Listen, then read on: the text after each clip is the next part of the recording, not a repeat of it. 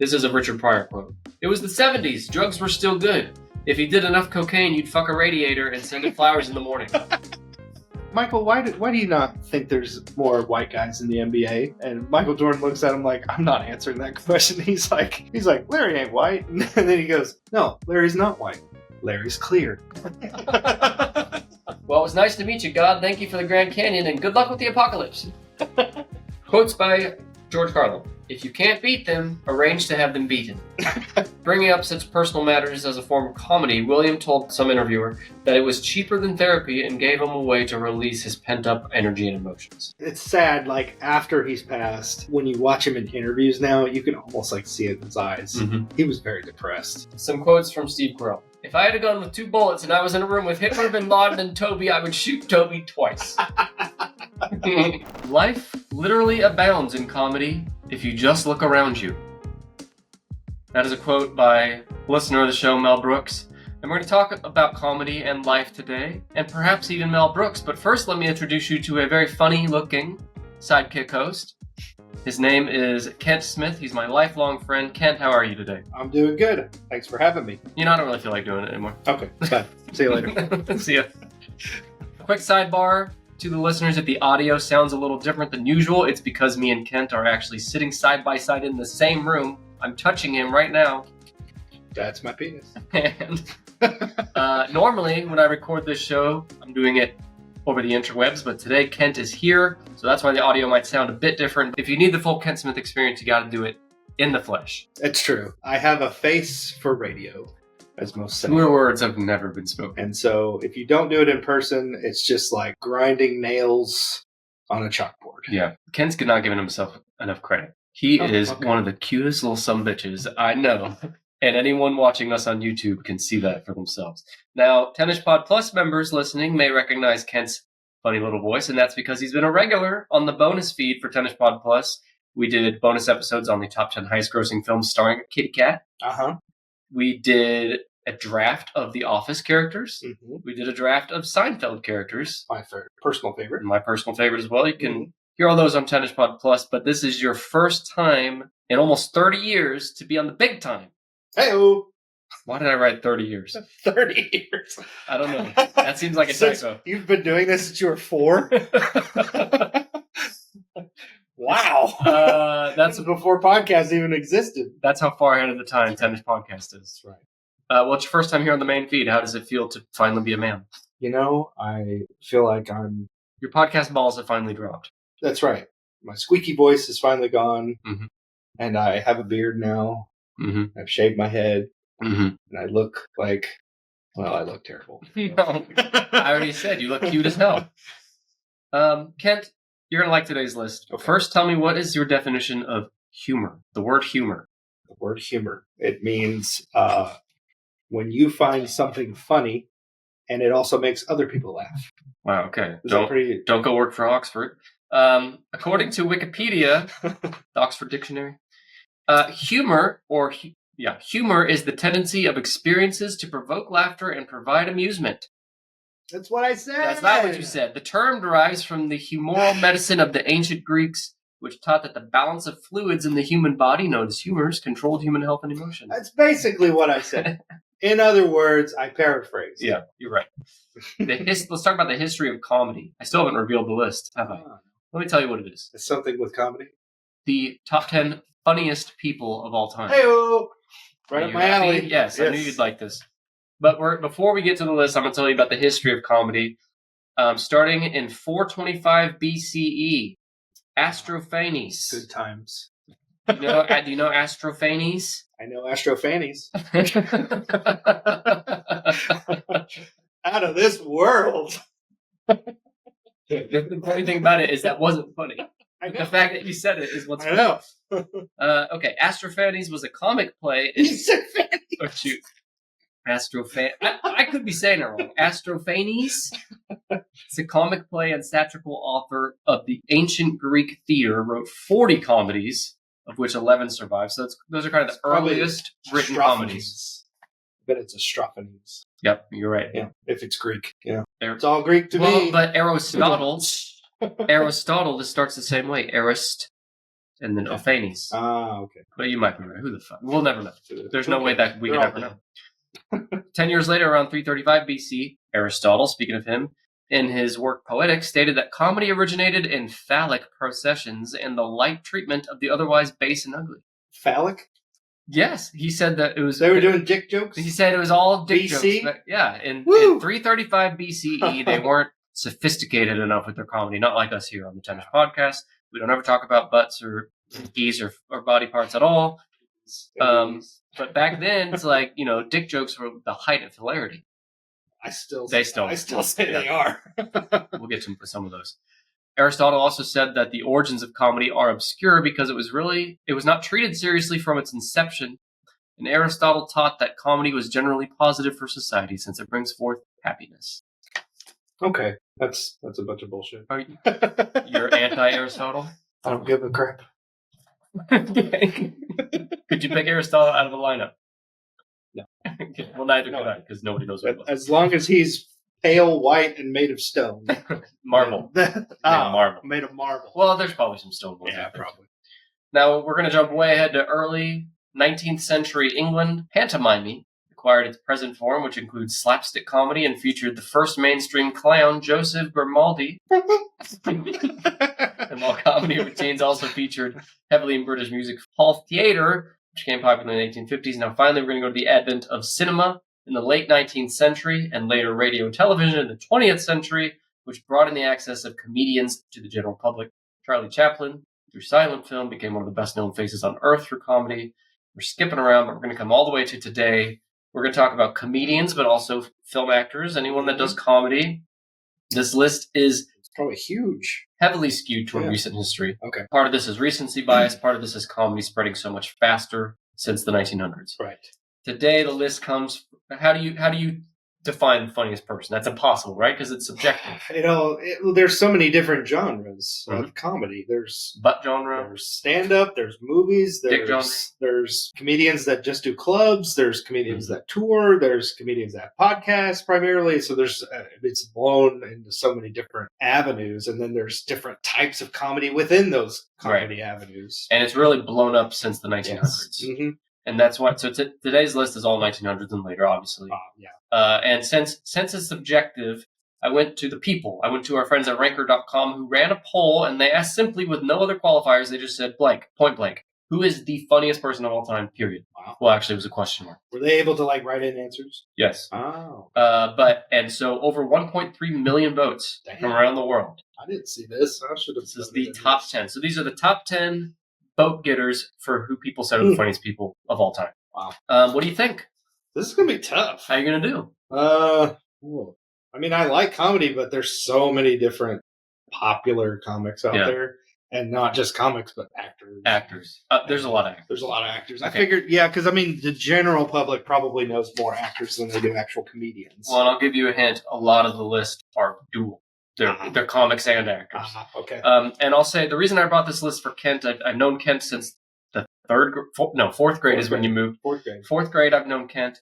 And over the years, he has gotten more and more into comedy. He loves comedians, and he loves being silly, and he loves to giggle. I love the giggles. All right. Well, I'm ready to turn you loose. Okay. Top 10 funniest people of all time according to people that enjoy comedy. So you want me to start guessing now? Yeah. Okay. No. Well, actually, do you want to talk about politics or world events? I mean, what?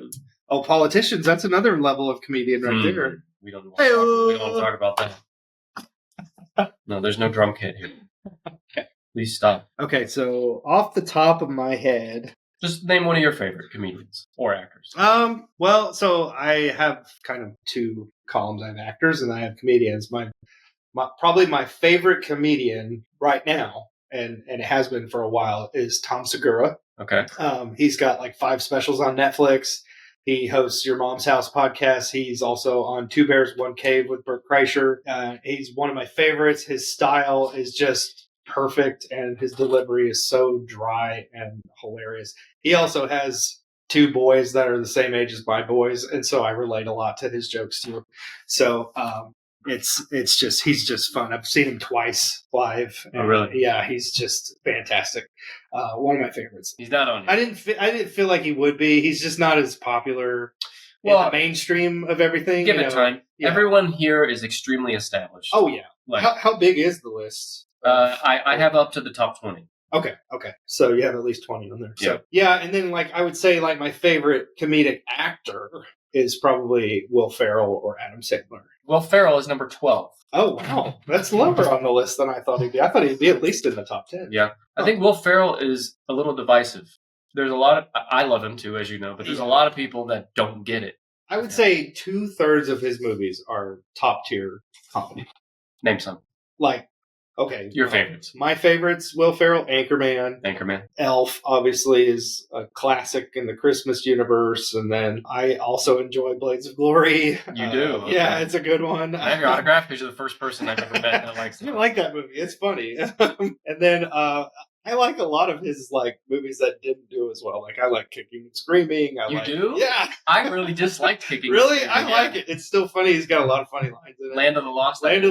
You like that one? I like that. All right. He's just he just resonates with me. Yeah. Whatever he does, it's just fun. Like, and also all his time on SNL was just gold. He's one of the best ever on SNL. Yeah. I mean, they've got so many best of like hits with him. So I mean, it's just he's great. You said 2/3 of his movies are great. Mm-hmm. I'd put it more like 40%, but I don't put that on him. No, I mean he relies on writing. I mean, it's obviously not him writing those jokes, but it's his persona that I love it. So name me another one of your favorite comedians.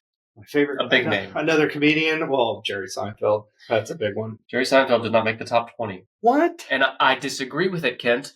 I disagree with it strongly. I think. Listen, there's like a new Gen Z.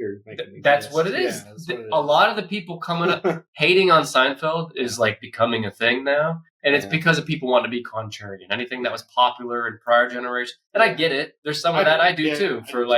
But music and stuff some old music I'm not into. Yeah. Here's me saying, if you weren't there for Seinfeld, you can't get it, even though Seinfeld ended when I was 9 years old. Right. But we were technically not supposed to be there. Yeah, but I did start watching it at 9 years old. And you watched it because of me, I assume. Well, my parents watched it. Yeah, it was mine too. So I was kind of.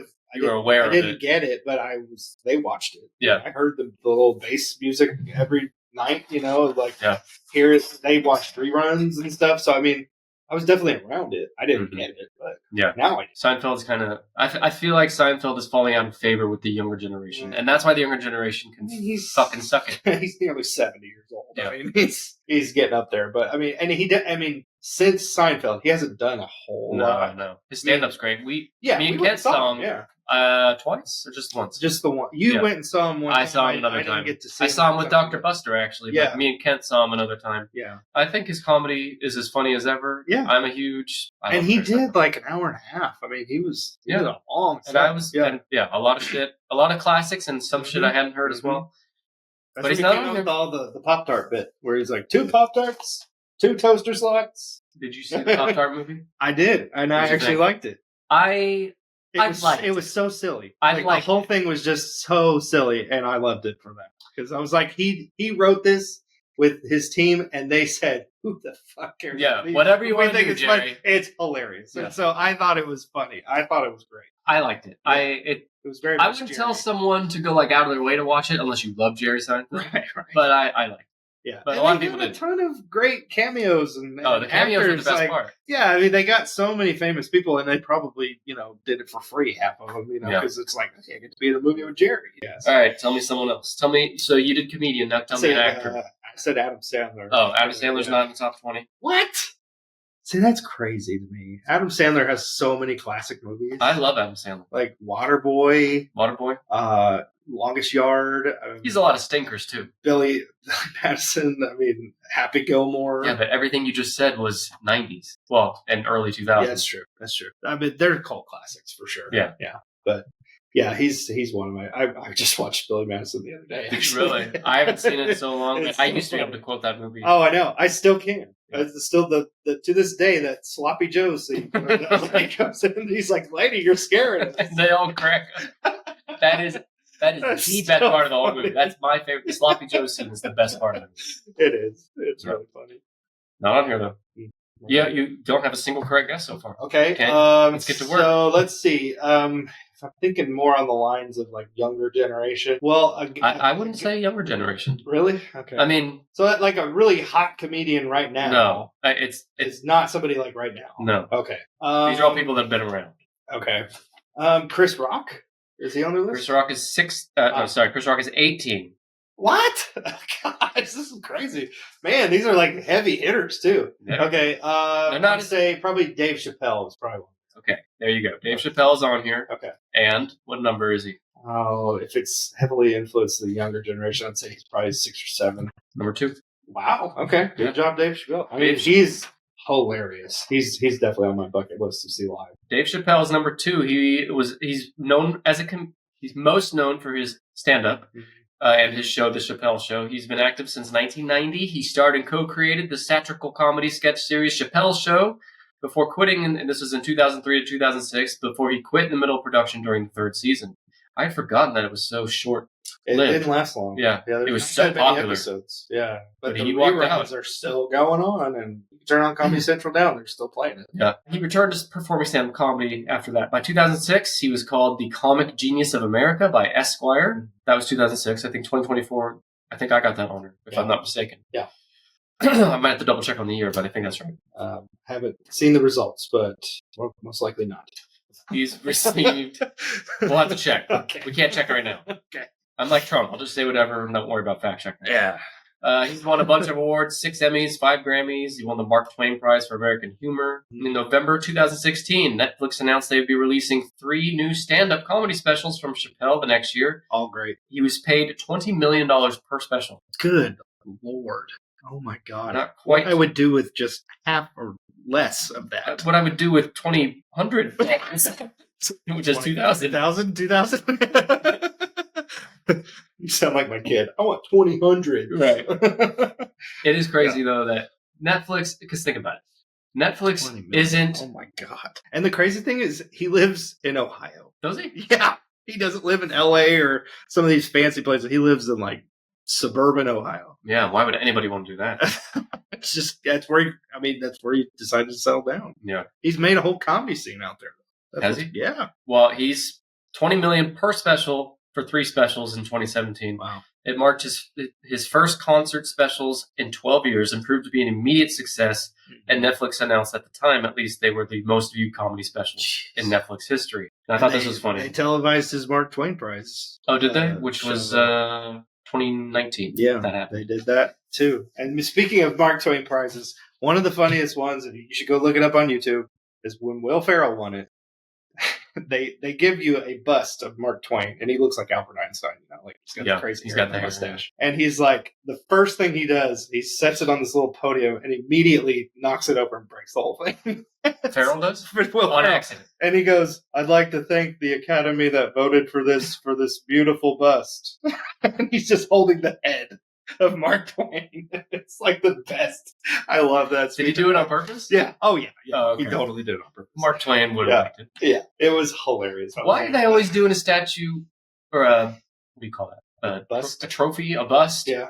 Of the bust, of the shoulders and head, and why not? I guess that's why it's called a bust. Why not do It's the like butt? The butt. Mark It's a Twain's little butt. bit harder to identify. It's like now Depends on the butt. You Depends on the could butt. have 20 butts on your mantle, and Yeah. you're like, now who's As that? I do here. Look this way. I know. 20 butts very right over here. pornographic in this office. Like, I think if you had a bust of Trump's butt, I think you might know that's Trump's butt. There's one. It's orange. There's one wee wee. That's Jerry Seinfeld. I want to tell you about Dave Chappelle, who he said his earliest comedy influence was. Okay. He said, this is a quote, "You know who was a big influence on me? That is really weird, is Bugs Bunny. That's just weird. The guy that did the voice was Mel Blanc. Uh-huh. This guy was like some kind of savant or genius or something, but they had some kind of real big comedic influence on me. Like, I liked those cartoons. I think that was my first big real comedy influence was a rabbit." That's funny. I love Bugs Bunny too. Bugs Bunny stands up the test of time. We watch Looney Tunes to this day. Yeah. And they're hilarious. The newer We ones, still laugh out loud. I like the old ones. Yeah, the old ones from the 40s and 50s and the 60s. Those are the best. 70s? 80s? No. 90s? Absolutely. 2000s? Space Jam. 2010s? Space Jam. I'll give him Space Jam. Space Jam was nice. Yeah, Space Jam. All right, for each of these funny people, I have 3 quotes. Okay. These are just random out of context for us. Okay. Dave Chappelle. I think at least 2 of these came, maybe all of these came from the Chappelle show. From the show, okay. I wish I had more hands so I could give those titties 4 thumbs down. That probably was from the show. I'm Dave Chappelle, and I'm a chronic masturbator. Join the club, Dave. Oh, man. What is wrong with me? I just bought a bag of weed from an infant. Is that crack addict character? It might be, yeah. You don't got any of that crack. There's one of my favorite bits that he did, and I think it was actually in the pilot of Chappelle Show, was the blind Klansman. Yeah, no, that is my favorite. And at the end, he's so cringy to watch, but it forces his wife for being an N-word lover. He's black, but he has no idea. He has no idea because he's covered up in the Klan's outfit and he's blind. He's blind. And no one's ever seen him outside the outfit. It's so good. It's so good. It's probably very controversial now. Oh, of course it fucking is. So but that's the point. So funny. Who's another controversial comedian? Very controversial. Like more recent, or? It's another black comedian who has since passed away. The first one that comes to mind is Richard Pryor. Richard Pryor. Okay. So Dave Chappelle's number 2. Chris Rock is 16. Will Ferrell is 12. Where I feel like most of our generation and younger probably don't know who Richard Pryor is. So I'd say he's probably lower. I'd say he's probably 4. 7. Okay. Man, I'm glad you like comedy and not list guessing, because don't quit your day job. Richard Pryor, I know the name. I'm familiar. I know who that is, but I can't say I've ever sat down and watched his comedy. Have you? I have. He has one special that's very famous, and I believe it's just called Live in Concert. And it's funny because it was filmed in the 70s, and he was actually opening for a famous R&B singer. I think it might have been like Gladys Knight or something. And so you can see, there's it's crazy because when it starts, it's like a wide shot of him on stage in the crowd. You can see the drum kit behind him and the instruments. And there's people walking in with their beer and their popcorn and whatnot. He wasn't the main attraction. He wasn't, but they filmed it as a special, and that's one of his most iconic sets. And he's sweating because it's outside, and it's but man, it's really good. But it's good. It stands up. It definitely stands up, and you can go back. I think it's still on Netflix. At least that's where I watched it, and it's very good. It's definitely not like what you're used to nowadays. It's very much just joke, punchline. It's not long, elaborate stories like a lot of comedians do now. But it was very good. It's very, very good. I really, and he's done some great movies. He did a couple with Gene Wilder that are really Silver funny. Streak, Stir Crazy, See No Evil, and a bunch of others. See No Evil is one of my favorites, where he's the blind guy and Gene Wilder's deaf. I haven't seen that. It's pretty funny. And they get into a lot of hijinks. So you don't say. It's been a while since I've seen it, so I can't remember any of the lines. I think it's been a while since the blind character saw it too. Oh. Richard Pryor is number 7. He was active from 1963 to 1999. He was a stand-up comedian. He reached a broad audience with his trenchant observations and storytelling style, and is widely regarded as one of the greatest and most important stand-up comedians of all time. You mentioned his collaborations with Gene Wilder. In 1975, he was a guest host on the first season of Saturday Night Live, making him the first black host. Yep. In 1980, Pryor became the first black actor to earn $1 million for a single film when he was hired to star in Stir Crazy. In 1980, have you heard this story? He incorporated this into his act later. In June 1980, while on a freebasing binge during the making of the film, Pryor doused himself in rum and set himself on fire. Oh my! He then ran down the street. He was he was in the hospital for weeks and very much injured, but he started to incorporate the incident into his comedy show. Oh yeah, I do remember something about. I watched either a documentary or it was an homage. They did. I think it was a Hall of Fame thing for comedians that have since passed, and he was one of them. They actually talked about that incident. And is this a good time to talk about your freebasing binge when you set yourself on fire? Well, I did do a lot of heroin and coke in high school and junior high. and Elementary as well? and also at church. You too. Yeah. So Good. We'll come back to that. Okay. How many times was Richard Pryor married? I have no idea. 7. Holy. I think that might be the most I've ever heard. Yeah. At some point, you got to be like, all right, this isn't working. I'm just going to be single. He married 2 of them twice. And he had 7 children with 6 different women. You could have incorporated that Dave Chappelle quote again. I wish I had more hands. Yeah, my God, man. Jerry Seinfeld called Pryor the Picasso of our profession, and Bob Newhart heralded Pryor as the seminal comedian of the last 50 years. Dave Chappelle said of Pryor, you know these like evolution charts of man? He was the dude walking upright. Richard was the highest evolution of comedy. I can see that. Yeah, he. There was something different about because and there's different genres. Like I said, the black genre of comedy is different. Yeah. And he was not like the typical that you see now, and so it was very much. He appealed to everybody, and everybody loved him. So there are a lot of people say they're influenced by Richard Pryor. He died in 2005 after a heart attack. He was 65. And he had done a lot of drugs. Oh, he was. Life. My first quote is about that. This is a Richard Pryor quote. It was the 70s. Drugs were still good. If you did enough cocaine, you'd fuck a radiator and send it flowers in the morning. Radiator. And I feel like now is a good time to bring up your sexual experiences with radiators. I burned myself. No, I'm just kidding. Here's another quote. I ain't no movie star, man. I'm a booty star. Ain't that the truth? Ain't that the truth? And the last one is less funny, more thoughtful. Friends take up time, and I didn't have time. Wow. When he was talking about how he didn't really have many close friends. Oh, that's sad. And I can relate. I would have been friends with Richard Pryor. I'm waiting for my first friend.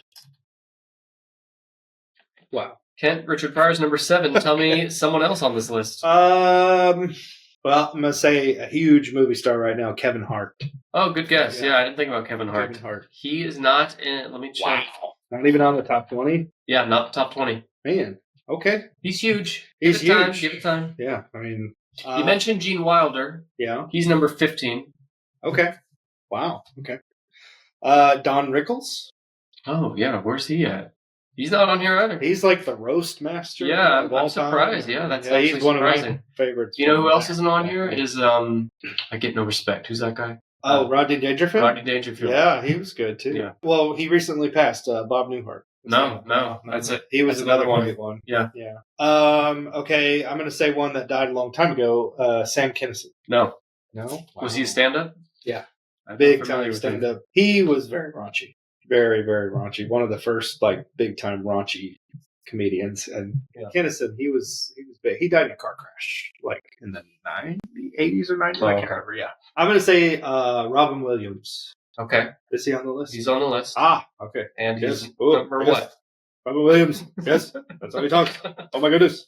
This shirt, black. What do you think? Please stop. Okay. Nanu. I would say number 3. Number 1. Wow. Okay. I think I'm okay with that. I am too. He's one of the greats. I think one of the greats. I wouldn't argue with someone putting him lower, but I think number 1. He was everything. He was stand-up. He was actor. He was dramatic actor as well. Yeah, philanthropist, and he did it all. He was with a tragic end. Yeah, it was really. That was one of the first times that a celebrity death actually affected you. Me really sad. Mm-hmm. I was very genuinely sad. That was me with Saddam Hussein. Okay. Well, I shouldn't have sent you that video of him being hanged, but I'm sorry. I'm so sorry. I was affected by it. No, but yeah, I remember where I was when I found out he died. And hang on. We'll get to that. Okay. We'll get to his death. I'm going to tell you about him first. He's number 1. He was active from 1976 to 2014. He was known for his improvisational skills and the wide variety of characters he created on the spur of the moment and portrayed on film, and dramas and comedies alike. He's regarded as one of the greatest comedians of all time. He began performing his stand-up in San Francisco and LA during the mid-70s and released several comedy albums, including Reality, What a Concept, in 1980, but he rose to fame playing the alien Mork in the ABC sitcom Mork and Mindy, which I've never seen. Have you seen that? I've watched a few episodes, and like my parents used to watch reruns of it when I was younger. Yeah, it's pretty funny. So you're a poser when you say you're a Robin Williams fan. Because you can't quote Mork and Mindy from... I said nanu nanu. You did. Is that from that? Yeah. Williams received his first leading role in which 1980 film? His first leading role. Good Morning Vietnam? Popeye. Okay. I have never seen Popeye. Yeah. But great casting. Him and Olive. Shelley Duvall. R.I.P. R.I.P. He won the Academy Award for Best Supporting Actor for Good Will Hunting. Yes. His other Oscar-nominated roles were Good Morning Vietnam from 1987, Dead Poet Society in 1989, Chef's Kiss, and The Fisher King 1991. I like that movie too. It's good. He was influenced by Richard Pryor's fearless ability to talk about his personal life on stage with subjects that included his usage of drugs and alcohol. Williams added those kinds of topics to his own performances. He had drug issues his whole life as well. Yep. By bringing up such personal matters as a form of comedy, William told Park and some interviewer that it was cheaper than therapy and gave him a way to release his pent-up energy and emotions. Yeah. It's sad, like, after he's passed, when you watch him in interviews now, you can almost, like, see it in his eyes. Mm-hmm. He was very depressed. Yeah. He had a lot of inner turmoil. And it's like, dang, if we had only known, maybe somebody could have reached out to him or helped him or something. I mean, we might still have him today. I mean, he's so brilliant. And he was one of my favorite comedic actors, even as a kid. I mean, there was Aladdin, iconic voice of the genie, and then he did like a little string of kids movies. I thought Will Smith had the iconic genie performance. I knew that would get you. I am not a Will Smith fan. I used to be. I did too. Yeah. Fresh Prince was a great show, Things but have changed. He's so freaking weird. All right, well, let's not go off on him. Yeah. Robin Williams created a signature freeform comedy persona so widely and uniquely identified that new comedians like Jim Carrey, you might remember that name, impersonated him, paving the way for the growing comedy scene that developed in San Francisco. According to Judd Apatow, the electric performer's rapid-fire improvisational style was an inspiration as well as an influence for other comedians, but his talent was so extremely unusual no one else could possibly attempt to copy it. Yeah, I listened to Fly on the Wall with David Spade and Dana Carvey. And Dana Carvey grew up in, he kind of came up in comedy in San Francisco as well around the same time. And he talks about this time that he was at a club. He was still fairly new he was doing well. He was getting gigs and stuff, but he wasn't in any movies or TVs at the time. And he remembers just getting into the club, and he was waiting in the back for, a spot. And this other guy comes up, and he hadn't seen him before, and he absolutely wiped the floor with the audience. Like, people were falling out of their chairs laughing, and he was like, it was Robin Williams. Yeah. And he was like, fuck, I gotta go on after that guy.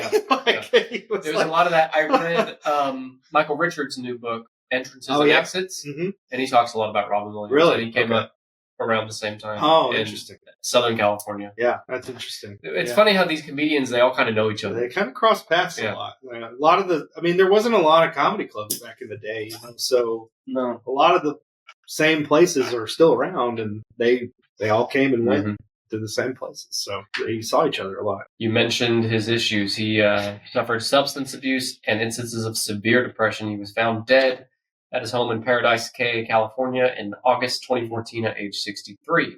The worst part is this guy that made all of us laugh and feel happy for so long ended his own life.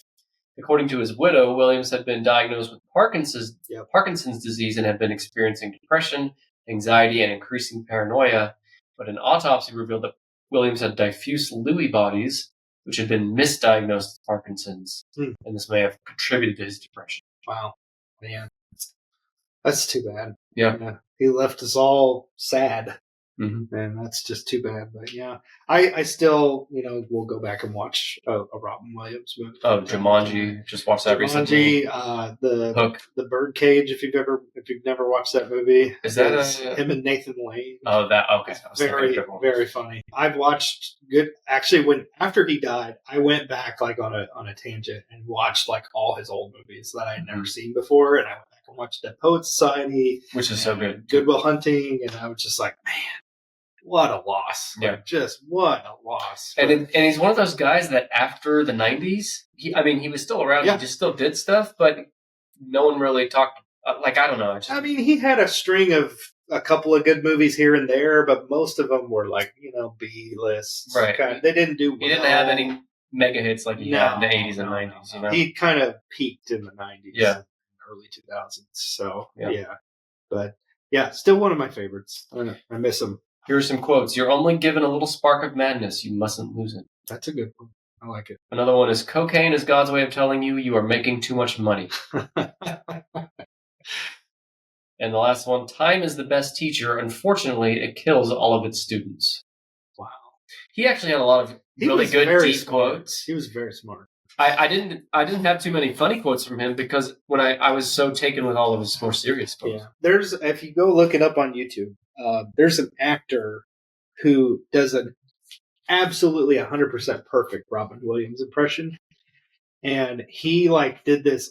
You can go find his stuff on just like the YouTube shorts and stuff. But there's this one that he did, and it's a recreation of Robin Williams finding out that John Belushi had passed away. Oh. And they were really good friends. I think they were together that night. They may have. They were together either that day or the night before. Yeah. It shows him in the dressing room for Mork and Mindy, and he's got the whole get up on and everything.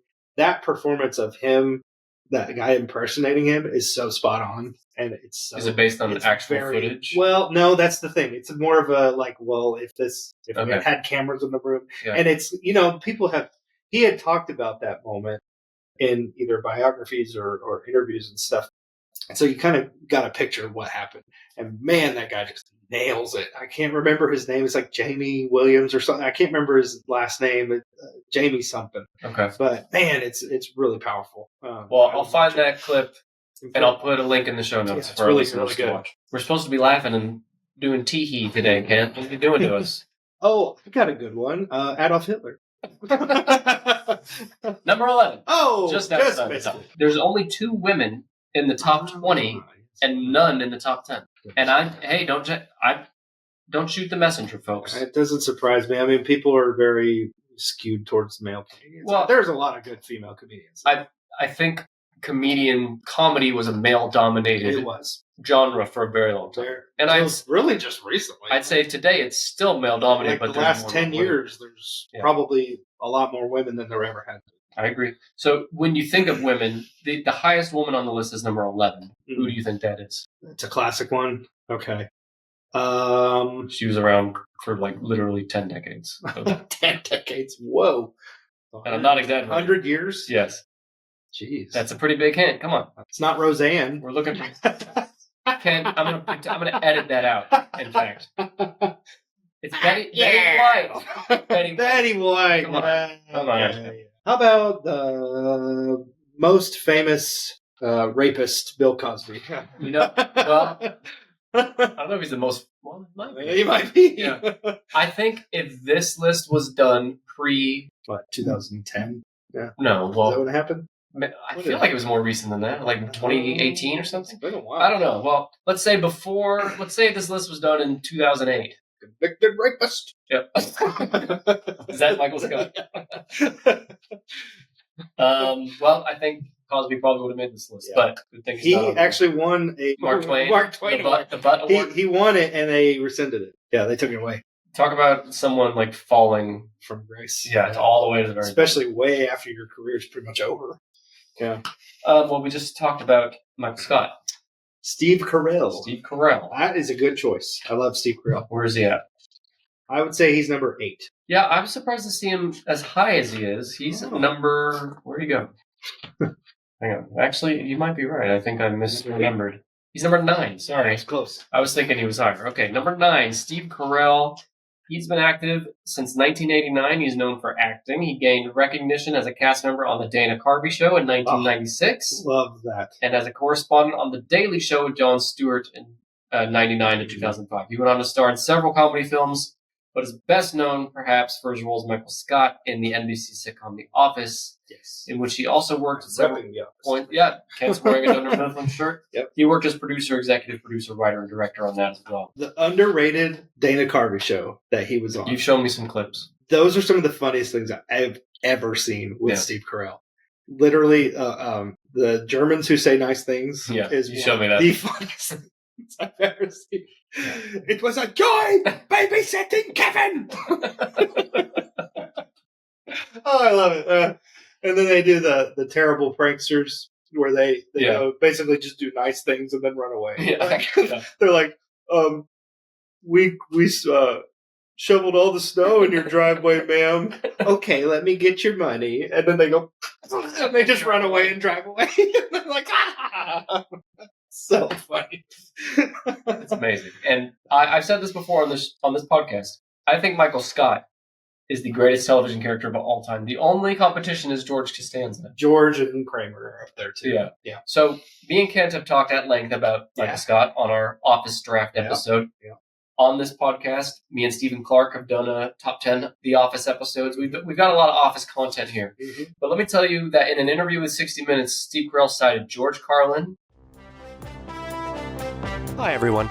Stephen Clark here to say that I think we can all agree that the news these days is almost all bad.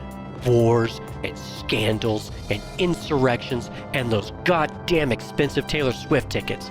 But I'm here to tell you that not all news is bad, because my number one news source is the Tennis Podcast newsletter. It's a free monthly newsletter delivered right to my inbox that helps me stay up to date on the latest world news, like a first look at the upcoming Tennis Podcast episodes. Newsletter subscribers like me know the topics for a month's worth of upcoming episodes way in advance. And that means that I knew the topic of the episodes you're listening to right now like a month ago. It's like I'm a time traveler. Plus, as a newsletter subscriber, I get to consume Dr. Buster's exclusive blog, The Sidekick Corner. It's the next best thing to grabbing a handful of dap booty. If that's not enough, the newsletter also features behind-the-scenes updates from Nick, merch discount codes, and more. You just go to tennispod.com/newsletter, enter your email address, and you're in. You'll get the next Tennis Podcast newsletter in your inbox just like that. The link is in the show notes. Now, turn off that boring Fox News and come join me in getting the only news source you truly need, the Tennis Podcast newsletter. Another name you might remember is John Cleese, Bill Cosby, Steve Martin, and Peter Sellers as his inspirations for acting in comedy. Carell transitioned his career to taking more dramatic roles, including his portrayal of John DuPont in Foxcatcher. That was good. Which earned him a nomination for Academy Award. Yes. Steve Carell's really good in these dramatic roles, but they rob us of the comedy roles that he's so good at. He just had that Foxcatcher one. That was probably the best one out of all. And that was weird because that was like the first one he did. Yeah. Which is crazy because he's done several since. That was a year after The Office ended. None of them have landed like that. No, he did Battle of the Sexes. Wasn't that successful? But that was kind of a comedy slash drama. It was because it had a lot of like upbeat, funny moments as well as dramatic. So it wasn't like a straight drama like Foxcatcher was. I gotta tell you, I was disappointed with that movie because I saw the title Battle for the Sexes and I thought it was a sex competition. What is this, a porno? I was trying. Some quotes from Steve Carell, and unfortunately. These are all The Office. I couldn't help figured, it. Yeah. Okay, these are all Michael Scott. You cheated on me when I specifically asked you not to? Don't ever, for any reason, do anything to anyone for any reason ever, no matter what, no matter where or who you are with, or where you are going, or where you've been, ever, for any reason whatsoever. Sometimes I just say things and I have no idea where it's going. It is St. Patrick's Day, and here in Scranton, that is a huge deal. It is the closest the Irish will ever get to Christmas. Oh, God, there's so many more. One more. This is my all-time favorite. If I had a gun with 2 bullets and I was in a room with Hitler, Bin Laden, and Toby, I would shoot Toby twice. I love it. Toby, just do it. I mentioned a name a minute ago. Yeah. Do you remember? I do. Which one? So I'll go with the more recent person, Jim Carrey. Jim Carrey. Yes. What number? I'd say he's number 3. You're close. He's number 4. And I'd forgotten that Jim Carrey's been active in the comedy scene since 1977. Long time. He does so many great impressions. Oh, he's great. Back in His stand-up days, yeah. He can like contort his face in such a way. It's so weird. I don't know how he does it. He's a Canadian-American actor and comedian known for his energetic slapstick performances. Mm-hmm. And after spending the 1980s honing his stand-up comedy act and portraying mostly supporting roles in films, he gained wide recognition in 1990 when he was cast in the American sketch comedy TV series Living Color. He broke out as a film star after starring in a string of box office hits with Ace Ventura, Pet Detective, The Mask, and Dumb and Dumber, which were all in 1994, which is crazy. All great movies. Which he followed up with Ace Ventura: When Nature Calls and Batman Forever, both in 1995. Mm-hmm. He's had a million more since then. The success of those films in particular led to him being the first actor to receive a $20 million salary for performing in films, beginning with The Cable Guy, which is a severely underrated film. The lisp that he has the whole movie is so great. Cable Guy was originally going to be Chris Farley. I can see that, yeah. There were several movies that were supposed to be Chris Farley before he died. You might remember that, too. Giving me so many hints. Well, you need them. There's a big list of comedians. Now, we were talking about, who was it? Robin Williams, we said. He did stuff after the 90s. Yeah. But he peaked in the 90s. Jim Carrey, same way. Well, he's had stuff since then. Of course, he's Bruce Almighty. Bruce Almighty was good. That was 2003. Yeah, okay. I always like that. But he, in April 2022, he announced that he was considering retirement from the film industry, explaining, I have enough, I've done enough, I am enough. No. When asked if he would ever come back, his response was, it depends. If the Angels bring some sort of script that's written in gold ink that says to me it's going to be really important for people to see, I might continue down the road, but I'm taking a break. I don't believe it. I don't buy it. Well, in February 2024, it was announced he would reprise his role as Dr. Robotnik in Sonic the Hedgehog 3. Oh, okay, yeah. Those are good. I like those. I like those too. Yeah, those are good movies. For more on Jim Carrey, we actually did a long-form deep dive into his life and career back on episode number 96. Thanks for the invite. I didn't like you then. That's right. Here's some quotes. Episodes on Tennis Podcast.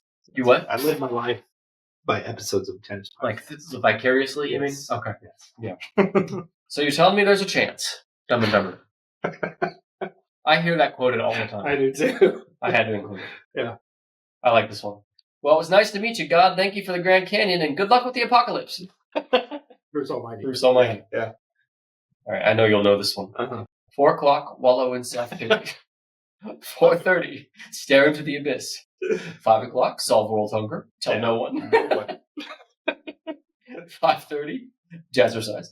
6:30, dinner with me. I can't cancel that again. 7 o'clock, wrestle with my self-loathing. And then he says, of course, I can move the wallowing to 9 o'clock and then still have time to stare into the ceiling and slip slowly into madness. But what will I wear?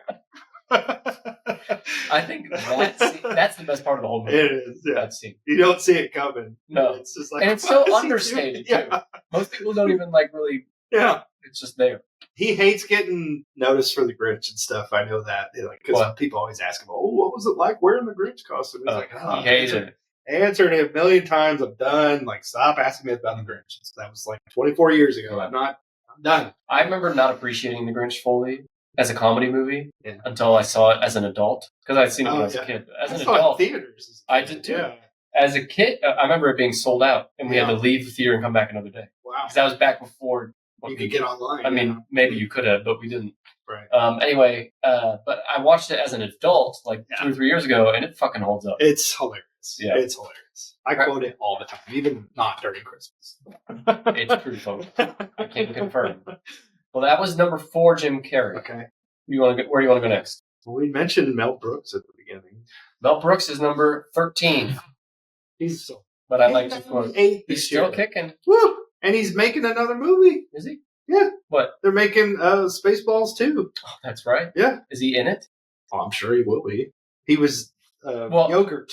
Right, but he's probably just a cameo, I would guess. Use the Schwartz. And his lightsaber comes out and it's flaccid. Going all the way back to the Greek time when Aristotle said the phallic jokes. It's survived to this day. Yeah. You mentioned George Carlin.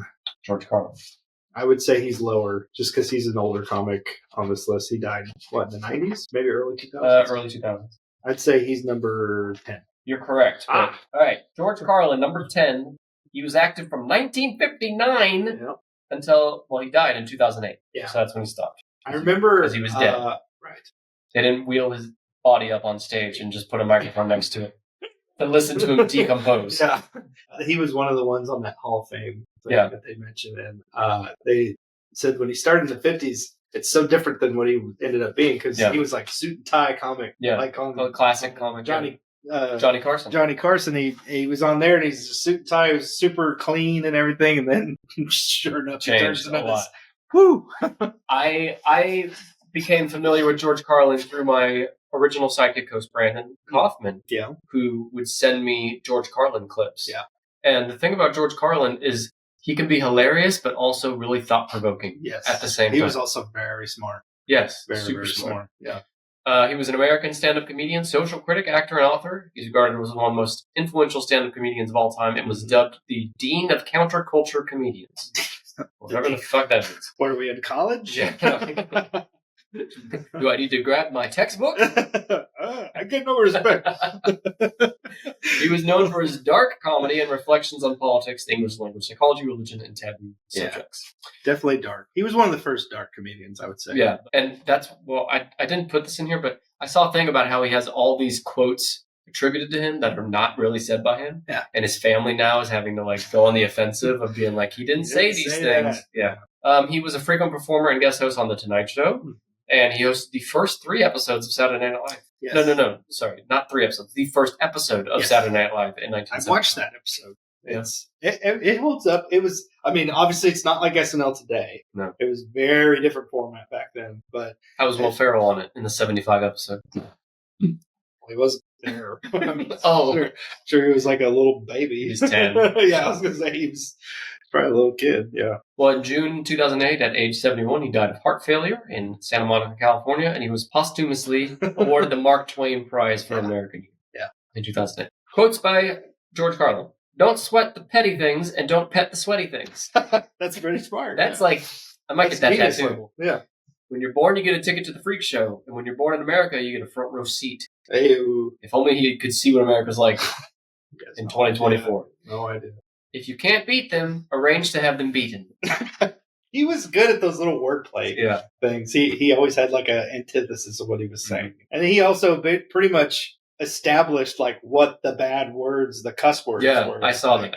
The 9 cuss words. Yeah. And he does it real fast. I can't do it as fast as him. Yeah. Tits. I can't remember the other ones. We don't say those here either. Crap. You can say it all you want, Kent. Okay. All right. So let's do a recap. You have number 10, George Carlin. Number 9, Steve Carell. You're missing 8. Your 7 was Richard Pryor. You're missing 6. You're missing 5. 4 was Jim Carrey. You're missing 3. 2 was Dave Chappelle. 1 was Robin Williams. Are there any comedians from other countries? Canada. Well, we already said Jim Carrey. There's another Canadian. Mm-hmm. That doesn't help. Another dead Canadian. Oh. Jim Carrey's not dead, but... Is he an actor? He's so Canadian, in fact, that he was a co-owner of the Toronto Argonauts of the Canadian Football League. And he was the co-owner when the team won the 1991 Grey Cup. Oh, so he's been around for a while. And he's dead. He died in 1994. Oh, so this is an older comedian.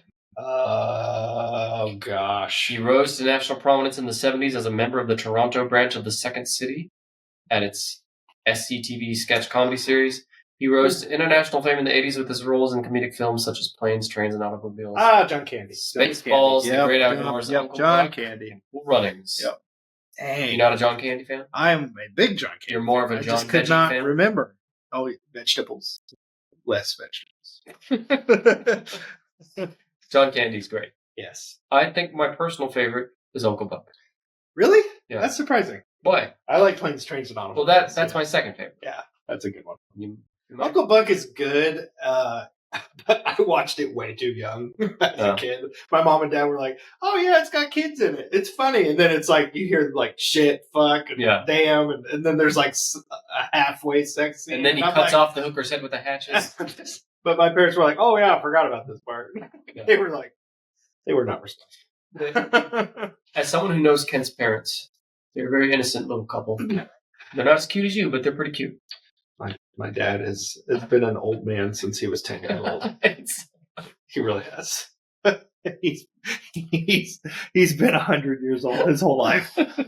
But he likes it that way. I don't know how he doesn't know how to act any other way. I mean, he's just an old man. This is how my mom will attest to it. My mom thinks she's 20. Yeah. But she's in her 60s now, so she'll never hear this. No.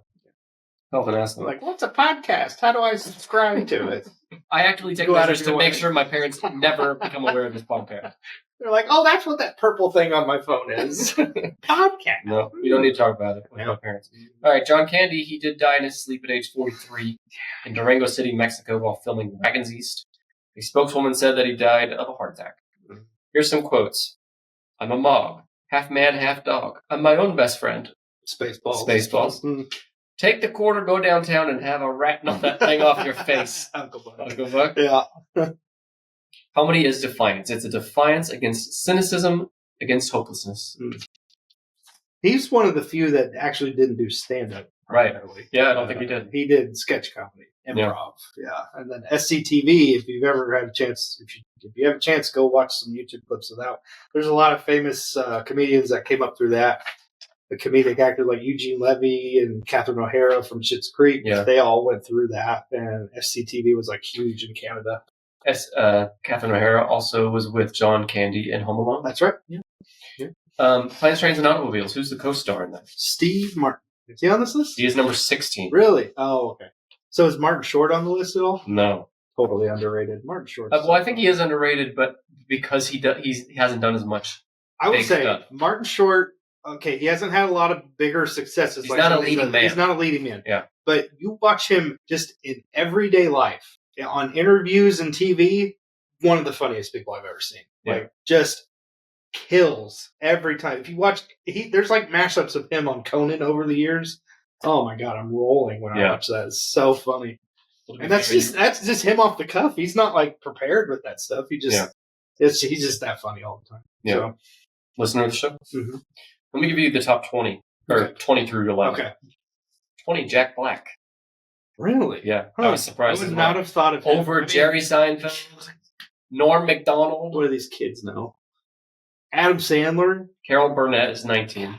18 is Chris Rock. Chris Rock. Walk. I've been mispronouncing it this whole time. Quiz Walk. 17. Baby Quiz Walk. Rowan Atkinson, Mr. Bean. Oh, I like him. That's a good one. Him, yeah. 16, Steve Martin. 15, Gene Wilder. 14, Danny DeVito. Okay. You never saw... I like It's Always Sunny in Philadelphia. Yeah, that's what I was going to say. But he's really good. 13, Mel Brooks. 12, Will Ferrell. 11, Betty White. It's funny that Betty White beat out Will Ferrell. I think that's fair. I prefer Will Ferrell, but I'm not going to argue with someone that... Finally, a kid who's not talking about Betty White. Always Betty White this, Betty White that. Enough. That's Creed from The Office. Oh, yeah. It's like, I've heard this. Yeah. All right, so you just need number 6, 5, and 3. Well, I will bring up one we mentioned earlier. One of the best. Chris Farley. Chris Farley. Number 6. Or I should have had you guess, sorry. But Number 6. Number 6. He was only around 1986, 1997, less than 10 years, but he made a huge impact. He was known for his loud, energetic, comedic style. He was a member of Chicago's Second City Theater, and later a cast member of the NBC sketch comedy show Saturday Night Live from 90 to 95. He went on to pursue a film career, appearing in films such as Airheads, Tommy Boy, Black Sheep, Beverly Hills Ninja, and Almost Heroes. And Coneheads. He was in Coneheads, too. Oh, was he? Yeah. He was the boyfriend. I've not seen that in so long. It's so funny. I just watched it recently. It was good. From his early acting days and through the height of his fame, he struggled with obesity, alcoholism, and substance abuse. He died of a drug overdose at the age of 33. So younger than us right now. Younger than us.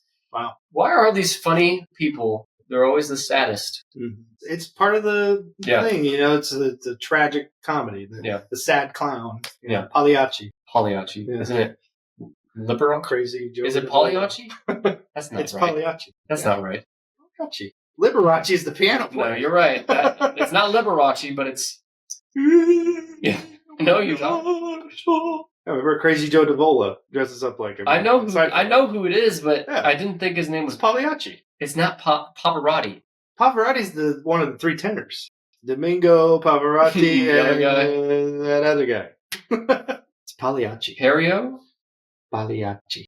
I'm not sold on that. It's a thing. Well, okay, sad clown opera. I just looked Look it up. it up. I couldn't find a clear. Look it up.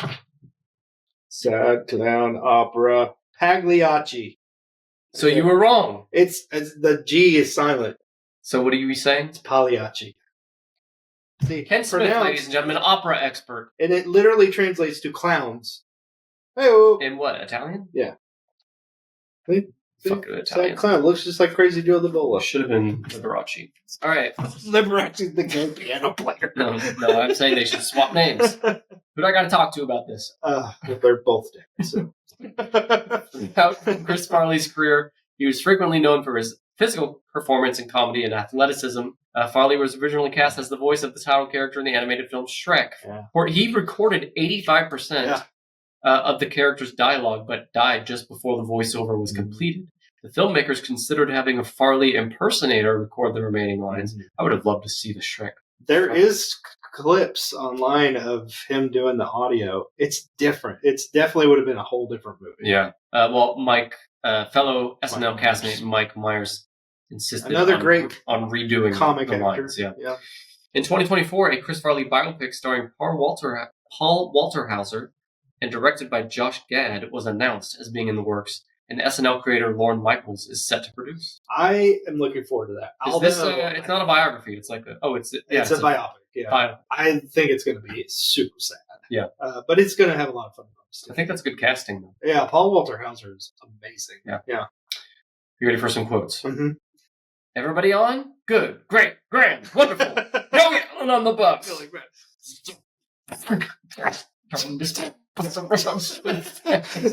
His face gets so red, beet red. He's so good. Oh, that Veronica Cornerstone is one piece of ace. And he's like, how does he say? Me and her, one time we. No, you didn't. Yeah. Yeah, well, buddy of mine. No, I didn't. Yeah, you're right. Remember when he steals other kids' lunches? They're just eyeing their thing. All right, we gotta do Billy Madison. Oh. Or we'll do an Adam Sandler.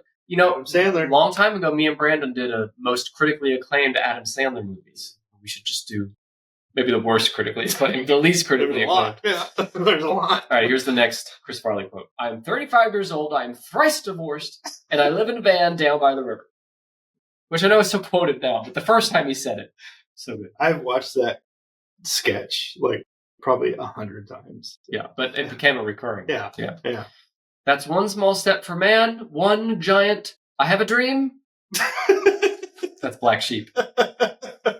I haven't watched Black Sheep in a while. Yeah, I watched Tommy Boy. Tommy Boy was great. I read that by the end, his health was so poor that he was like struggling. And because his whole comedy was physical and like there was one episode where he actually came back to host. Yeah, I read about that. You can tell a big difference. Like you could his eyes weren't even like open all the way. Like he was just half awake and he was running on fumes. Yeah, and you could tell. And he was much bigger than he used to be. Like he had gained a lot of weight. Yeah, and he was already a big guy. Yeah, he was 33 when he died. It's so sad. He was not around that long compared to these other comedians. It's the shortest career span we've talked about, 9 years. And he would have been huge now. And he only, that's what I'm saying. He is huge now. Yeah. He's been gone for almost 30 years. He's and he only had a few movies where he was the leading guy. Yeah, Beverly Hills Ninja. Tommy Boy, Black Sheep. Black Sheep. And then he did one with Matthew Perry. Almost Heroes, which was a bomb at the time. R.I.P. Yeah. Anyway, that's Chris Farley. So now you just need 5 and 3, and you have not even gotten close. Not even close. What is the scale and how close? Well, they haven't come up in any of our discussions like the other. Do you need a hint? Give me a little hint. Yeah. Okay, another SNL alum. Rob Schneider. No. Not David Spade. No. Is it from that era? No. More recent. More older. More older. 77 to 1980. Oh, okay.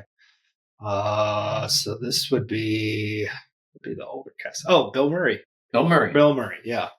1973 to present, he's been active. What do you think of Bill Murray? I love Bill Murray. He's hilarious. You don't love him enough. You didn't mention him, Well, so I had to hold your hand to this through this guessing. This is one of the lists that has like a humongous amount of sample that you can choose from, so it's hard to hone it in. Seems like someone that loves Bill Murray might have mentioned him sooner. I love Bill Murray. He's great.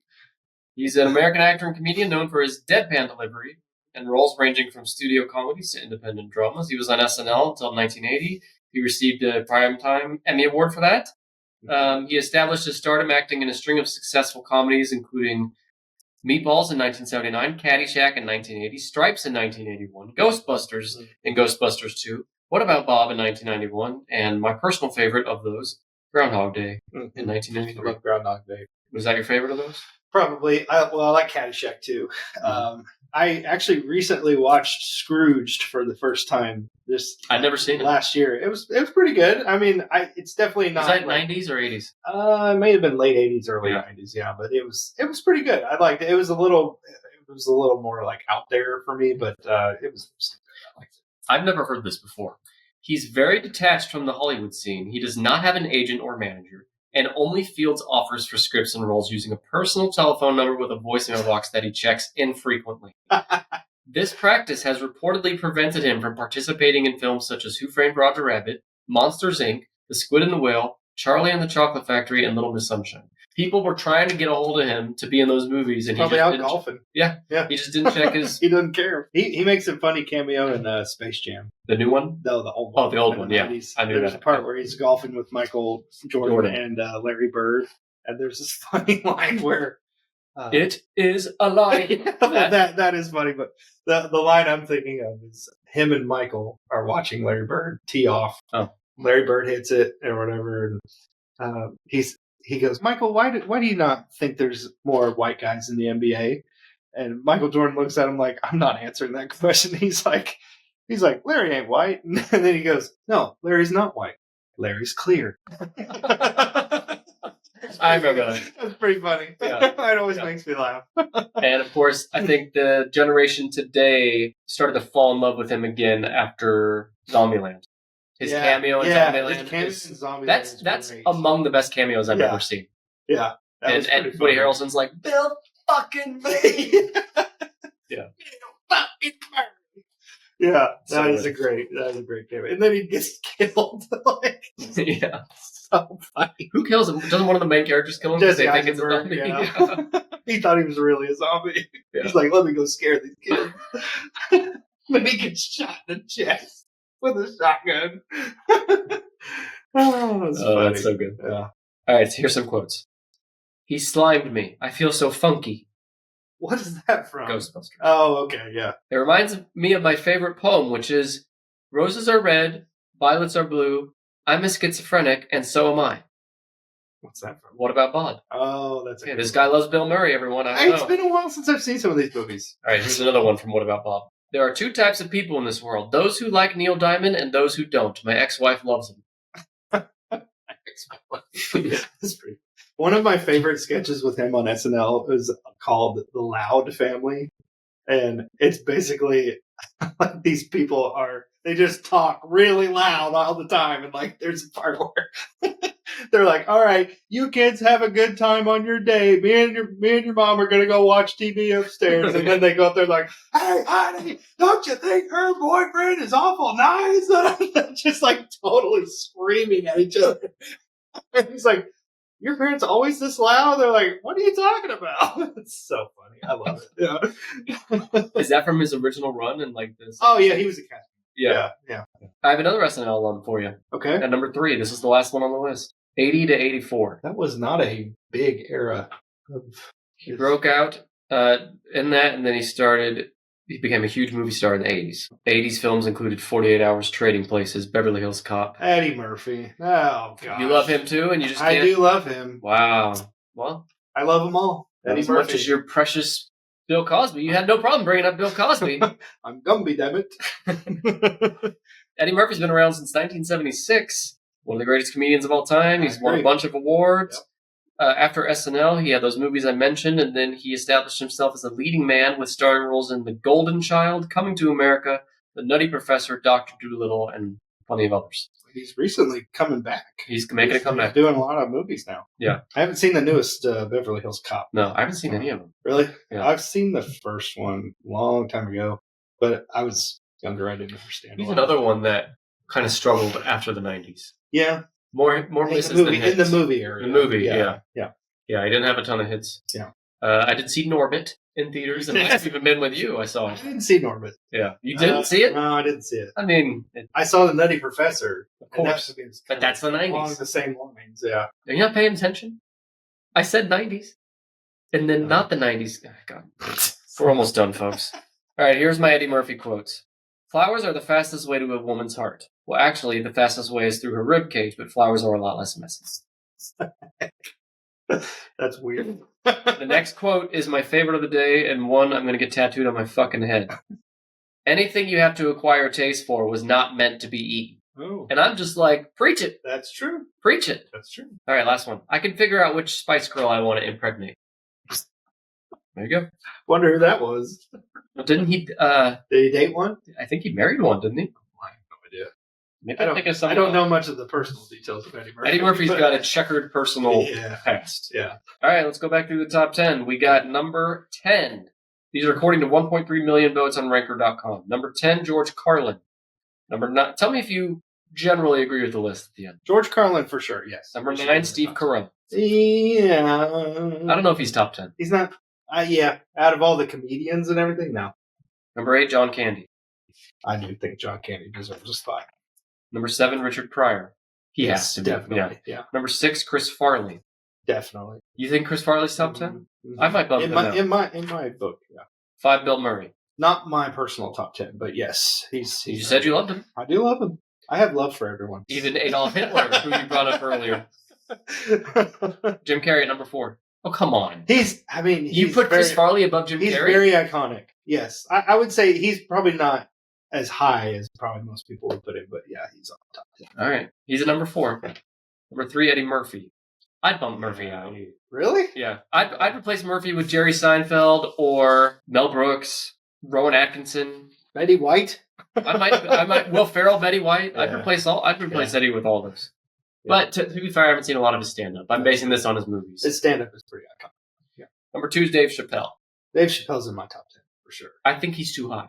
Well, yeah, I don't think he should be 2. Yeah, I think he should be like 7 to 10-ish. Yeah. 10-ish. 10-ish. Number 1, I agree, Robin Williams. Yeah. I think Robin Williams is Yeah, number 1. Robin Williams is definitely, he's up there for me. And I think there's, several nowadays. I mean, we've got comedians left and right. Like, there's so many on Netflix. Yeah. that I can't even keep up with. No, Like, no. there's just, and they're all getting like movie deals and stuff now too. And it's like, oh my God, they're all just blowing up like crazy. You know who the last stand-up I saw was, and he's probably not on the top 10, but I could see top 30, and that's Nick Offerman, Ron Swanson. Oh yeah. No, we went and saw Patton Oswalt. Oh, you're right. We saw Patton Oswalt after that. Yeah. Patton Oswalt, that was a great show. That was a great show. I would He see him was again. Very good. Ew. Ken, who's up-and-coming comedian that's underrated that you want to put on people's radar that you haven't already mentioned? We'll close with that. That I want to mention. A good one to check out. I really like Ryan Hamilton. He's really funny. He's only got one special on Netflix, and it's actually several years old, but it still holds up. It's really good. He actually opens for Jerry Seinfeld a lot. Oh, okay. He's up and coming. He's really good. More of the clean side, if you like that stuff. I like him dirty. You like them dirty? Yeah. Hey. There's actually one. There's a duo of podcasts that I'm like listening to religiously called Are You Garbage? And they are actually coming to Tulsa. And that's one of the ones you can't make. and I'm going to go see them in September. And they are hilarious. Their names are Kevin Ryan and H. Foley. They're really, really funny. A couple of others that are just really good in general. Jim Gaffigan. Yeah, of course. Fortune Feimster is always really good. There's another lady that's coming to Tulsa. I can't make that show, but her name's Miss Pat. She's hilarious too. So there's a few out there that you can go check out. Plenty to check out. Yep. I like comedy. I like laughing. love comedy. I like giggling. And I like Ken Smith. Ken, thanks for joining me today. Thank you for having me. It's fun. All right, we'll do it again soon. Listeners, let me know what your favorite comedian is. You can comment on this episode if you're listening on Spotify. Or if you're not listening on Spotify, you can shoot me a message on social media. Just tag me at TennisPod. And all the links to our socials are in the show notes as well. I'm Nick. He's Kent. He's cute. I'm not. Thanks. Bye. I'm blinking twice. I need help. Help! Help me!